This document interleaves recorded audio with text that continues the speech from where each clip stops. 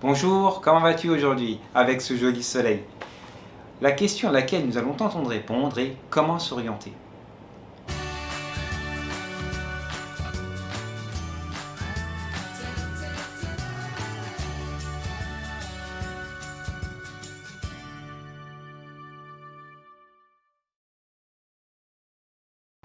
Alors, comment s'orienter? Aujourd'hui, on nous demande de plus en plus tôt, à peine rentré au lycée, de savoir ce que l'on veut faire tout au long de notre vie. Pour cela, on a différents moyens comme le CIO, le CIDJ, comme les conseillers d'orientation, mais des fois ils sont fermés ou indisponibles et les informations qu'ils nous donnent ne nous parlent absolument pas. Vu l'âge que l'on a et ce qu'on nous demande, parfois c'est pas tout à fait en phase l'un avec l'autre. Donc que va-t-on faire? Eh bien, on va essayer d'adapter la méthode de la Marguerite. Mais cette méthode-là n'est pas valable que pour le lycée. Je suis en activité professionnelle, je veux me réorienter. Comment faire? Alors, oui, il y a des centres de reconversion, des conseillers en reconversion, il y a les centres AFPA, il y a le Pôle emploi, il y a tous ces organismes-là qui peuvent nous aider. Mais parfois, ça ne nous parle pas. Donc, on va essayer aussi d'adapter la méthode de la Marguerite.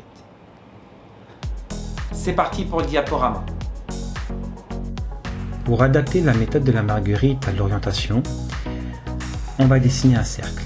Dans ce cercle, vous mettrez votre centre d'intérêt.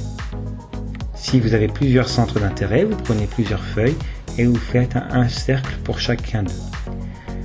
Dans ce cercle, vous notez bien évidemment le centre d'intérêt. Ce peut être la mode, le droit, l'informatique. J'ai pris l'exemple des animaux. Ensuite, vous tracez des pétales autour de ce cercle et vous y mettez les différents métiers qui vous intéressent, qui ont lien avec votre centre d'intérêt. Ici, vétérinaire, soigneur, thérapeute, éleveur. Bien évidemment, la liste n'est pas exhaustive. Donc, c'est en fonction de vos recherches et surtout de vos centres d'intérêt. Je vais poursuivre l'exemple avec thérapeute. Alors, thérapeute pour animaux, c'est zoothérapeute. Quels sont les métiers qui sont en lien avec la zoothérapie? L'hydrothérapie, énergéticien, comportementaliste, psychologue. Alors, chacun d'eux peut avoir différentes ramifications. Par exemple, comportementaliste, vous pouvez avoir le comportementaliste canin, le comportementaliste équin, ce peut être spécialisé en fonction des espèces animales. On va prendre donc comportementaliste et à partir de là, nous allons déterminer les voies d'accès à ce métier. Selon le métier, vous pouvez avoir différentes voies d'accès ou une voie d'accès. Un cursus universitaire, une école spécialisée, un centre de formation ou autre chose.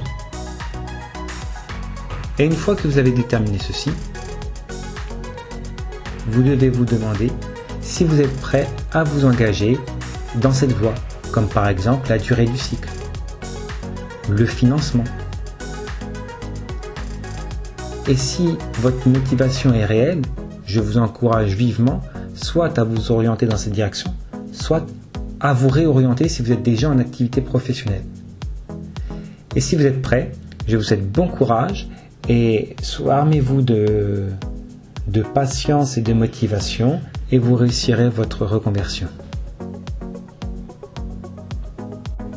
Et voilà comment adapter la méthode de la Marguerite à l'orientation.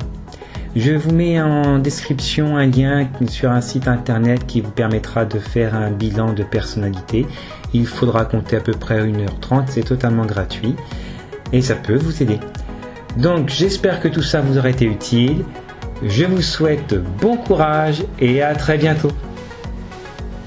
Si vous avez aimé cette vidéo, je vous invite à liker, à vous abonner, à activer la cloche des notifications et me laisser un commentaire. Vous pouvez aussi me retrouver sur Facebook, Instagram et Twitter. En attendant, soyez heureux, soyez YOLO!